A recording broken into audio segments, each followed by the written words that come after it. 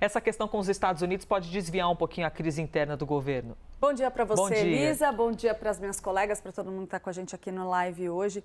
Elisa, claro que, como a Isabel trouxe aqui já para a gente, o governo brasileiro está adotando um tom de muita cautela em relação a esse embate com o governo dos Estados Unidos. Desde a posse de Donald Trump, na verdade, o presidente Lula tem agido com cuidado, tem eventualmente firmado uma posição um pouco mais intensa em relação a assuntos mais polêmicos, mas, no geral, a ordem é cuidado, cautela, um passinho de cada vez. Mas esse caso específico da possível imposição de tarifas ao aço e ao alumínio aqui brasileiros tem um efeito colateral imediato para o presidente Lula, porque cria, Elisa, a gente vinha falando muito sobre o governo Lula buscando um inimigo externo, né? Vinha tentando jogar, insistir em jogar a crise econômica aqui no Brasil, por exemplo, no colo de Roberto Campos Neto. Só que essa receita já está mais que desgastada.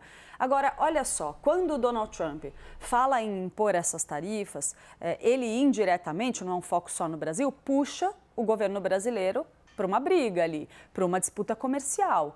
E isso cria um excelente inimigo externo para o governo brasileiro do ponto de vista político, Elisa, porque você consegue desviar o foco da crise que está sendo vivida aqui pelo presidente Luiz Inácio Lula da Silva e a sua gestão em termos de popularidade, relacionada aí a questões como a inflação de alimentos, e você puxa todo o debate sobre economia para uma guerra comercial com os Estados Unidos.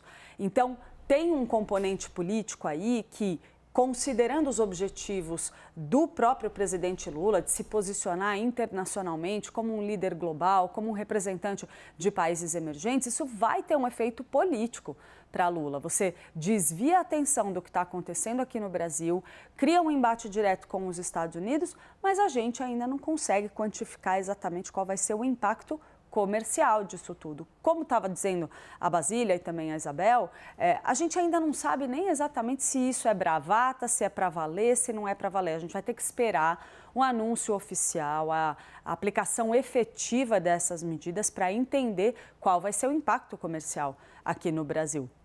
Mas na política, querendo ou não, é uma forma de abrir um caminho, dar um palco novo para o presidente Lula afirmar posição em relação a temas importantes e melhorar sua comunicação em geral, porque ele vai falar como presidente de esquerda, de direita, de todo mundo.